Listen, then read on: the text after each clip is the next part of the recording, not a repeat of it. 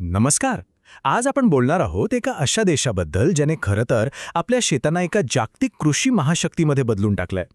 ही गोष्ट आहे भारताच्या कृषी क्षेत्राच्या एका अविश्वसनीय वाढीची. पण प्रश्न हा आहे की हा बदल नेमका घडला कसा? म्हणजे भारत एवढ्या मोठ्या प्रमाणावर एक कृषी महासत्ता बनला तरी कसा? चला, या संपूर्ण विश्लेषणात आपण ह्याच प्रश्नांची उत्तरं शोधूया. बरं, या बदलाची व्याप्ती समजून घेण्यासाठी काही महत्त्वाच्या आकड्यांपासून सुरुवात करूया. भारत जगातला सर्वात मोठा दूध उत्पादक देश आहे, नंबर 1. आणि ही गोष्ट फक्त दुधापुरती मर्यादित नाही आहे. अन्नधान्य, फळं आणि भाज्यांच्या उत्पादनातही भारत जगात दुसऱ्या क्रमांकावर आहे. आणि विचार करा, याचा लोकांच्या जीवनावर किती मोठा परिणाम होत असेल. आज सुद्धा देशातल्या जवळपास 55% लोकांसाठी शेतीच त्यांच्या रोजच्या जगण्याचं मुख्य साधन आहे. ठीक आहे, तर आता ह्या प्रचंड उत्पादन प्रणालीची रचना नक्की कशी आहे हे समजून घेऊया. इतकं मोठं उत्पादन येतंय कुठून?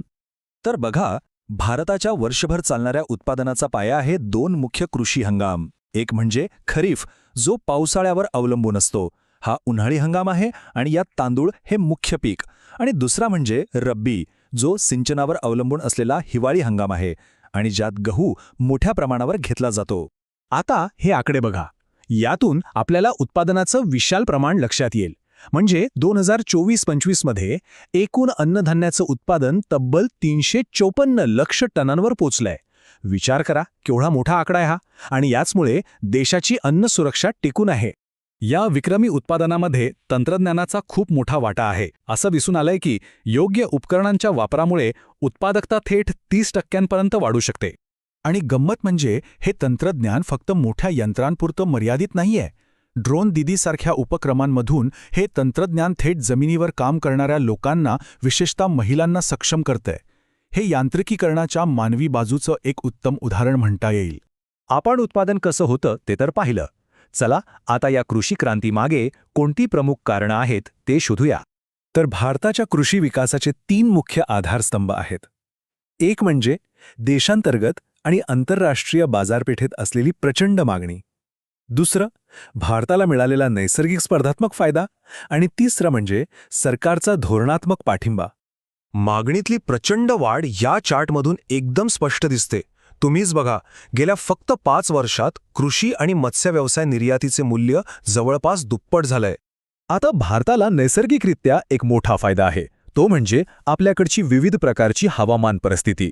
हिमालयापासून ते थेट किनारी प्रदेशांपर्यंत वेगवेगळ्या हवामानामुळे आपण विविध प्रकारची पिकं घेऊ शकतो. आणि त्यामुळेच अन्न प्रक्रिया उद्योगांना लागणाऱ्या कच्च्या मालाची मोठी उपलब्धता आपल्याकडे आहे. आणि या सगळ्याला जोड मिळतीये ती सरकारच्या भक्कम पाठिंब्याची.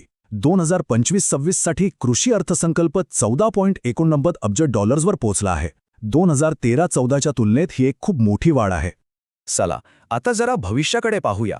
भारतीय कृषी क्षेत्रात पुढे काय काय रोमांचक गोष्टी घडत आहेत. आणि हे तर खरंच खूपच इंटरेस्टिंग आहे. भारत काय करतोय बघा. जो काही तांदळाचा अतिरिक्त साठा आहे ना, त्याचा उपयोग इथेनॉल बनवण्यासाठी करतोय. आणि यातून होतंय काय, तर स्वच्छ ऊर्जेचं जे आपलं टार्गेट आहे ते पूर्ण करायला मदत होतेय.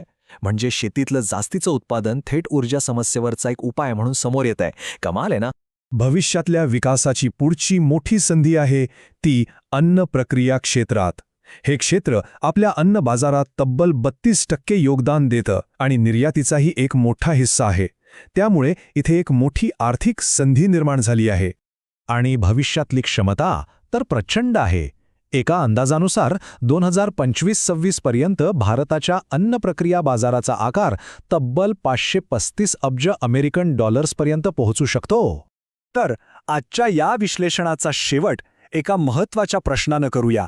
जगभरात अन्न सुरक्षेची समस्या दिवसेंदिवस वाढत असताना भारताच्या कृषी क्षेत्राचं हे यश जगासाठी एक मॉडेल किंवा भविष्याचा मार्गदर्शक ठरू शकेल का?